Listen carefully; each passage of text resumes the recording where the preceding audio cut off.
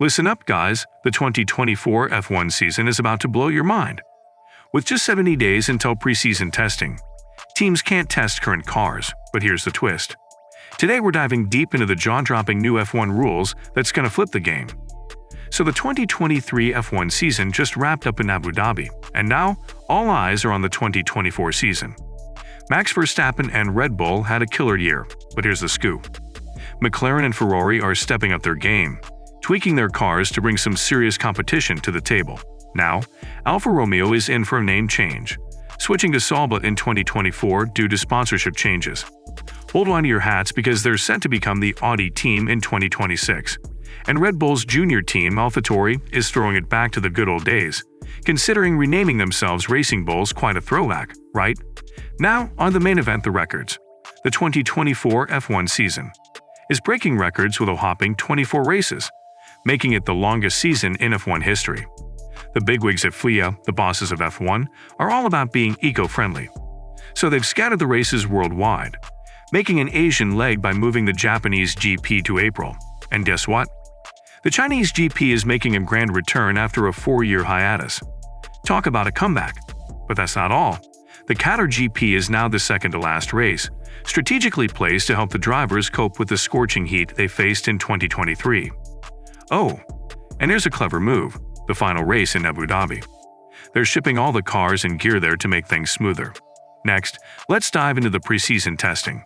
Before the 2024 F1 season kicks off on February 29th, teams are getting a head start with testing in Bahrain starting on February 21st. They've got a solid 3 days to make sure their cars are top-notch before the first big race. Now here are the kicker testing hours, which are from 10 o'clock in the morning to 7 o'clock in the evening. It's a change from last year when it went on until 7:30 in the evening. The FIA, the big bosses of F1, made this tweak to be more eco-friendly and make the series more sustainable. Now the cool part is that both the testing and the first race are happening in Bahrain, so they don't have to shuffle cars and gear around too much. Smart move, right? Now, let's shift gears to the car launch dates.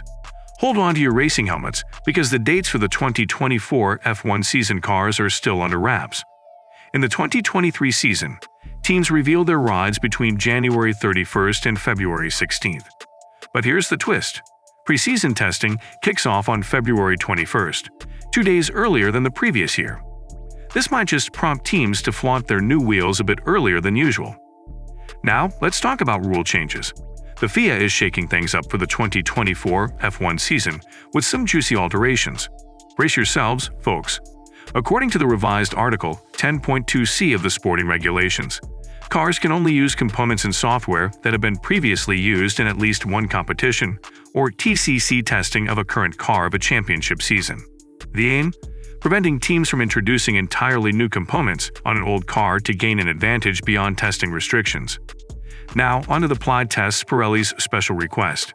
In 2024, there's a boost in the days dedicated to collecting data for tire development, jumping from 35 to 40 days. Why? Well, drivers had some gripes about wet tires, so they've added 4 test days exclusively for full wet and intermediate tires. Plus, there's a push for better visibility with the ongoing development of splash guards. The first trial in July at Silverstone didn't quite hit the mark, leading to a second attempt in May with a whole new design.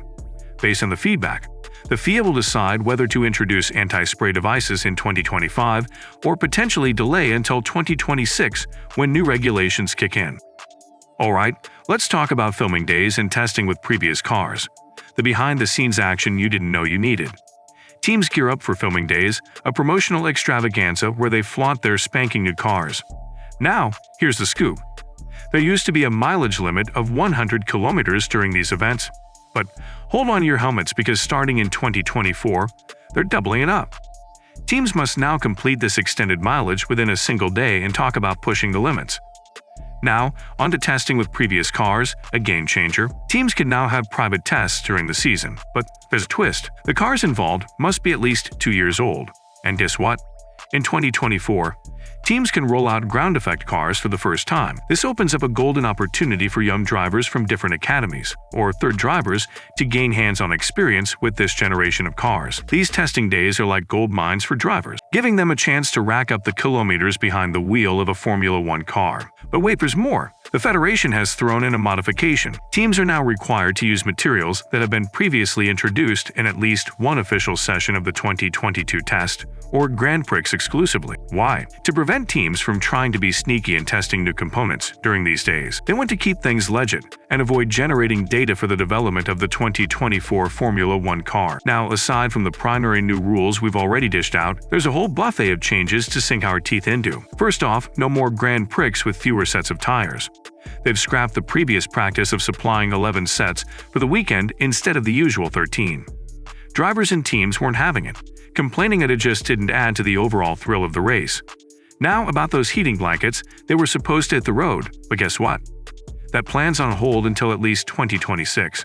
So, for the next 2 years, we're sticking with the current practice. Also, in response to the Qatar GP's scorching conditions, where cockpits turn into mini saunas, ducting located in the nose of the car is getting the green light to open up. It's all about improved airflow, providing more cooling for the pilots in crazy hot situations. And now hold on to this one. From now on, changes to metal parts on the car's floor are in the cards, all in the name of enhancing participant safety. They're going for golden safety improvements, folks. Now, small tweaks in the financial limit department are also in play, giving teams a bit more flexibility to adapt to the financial constraints that have thrown a wrench into their gears on more than one occasion. But let's fast forward to the 2026 season, where a game-changer decision has been made. The development of the 2026 car can't kick off until the beginning of 2025. That means no physical production until the year preceding its implementation. Despite all the cool prototype work happening on computers using simulators, the hands-on production is delayed to ensure a smooth and well-prepared introduction of the new car. Now, onto the thrill of sprint races in Formula One. Looking ahead to the 2024 season, there's a buzz about potential changes to the sprint race format, and guess what? Teams and bosses are giving it a nod of approval. While the changes aren't set in stone, discussions with the FIA are set to continue into January. Brace yourselves for a possible overhaul of the weekend timetable or the introduction of a reverse grid format. In the 2023 season, the 6 sprint weekends already saw some tweaks, with a separate qualifying session determining the grid for the Grand Prix.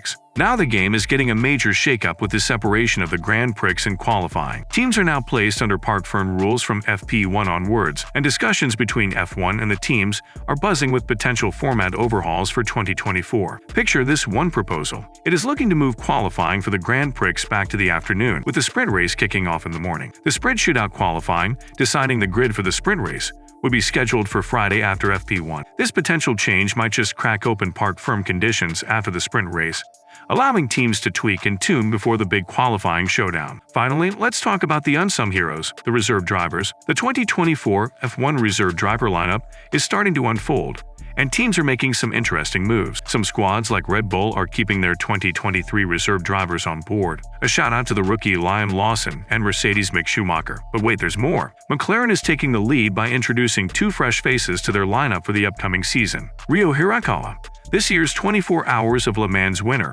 and IndyCar driver Pato O'Ward. It's a dynamic mix of experience and new blood, and we're itching to see how they fare in the high-stakes world of F1. So, guys, what do you think of these new 2024 rules? Drop your thoughts below and hey, hit that subscribe button for more adrenaline-pumping updates. It's going to be a wild ride, and we want you in the driver's seat.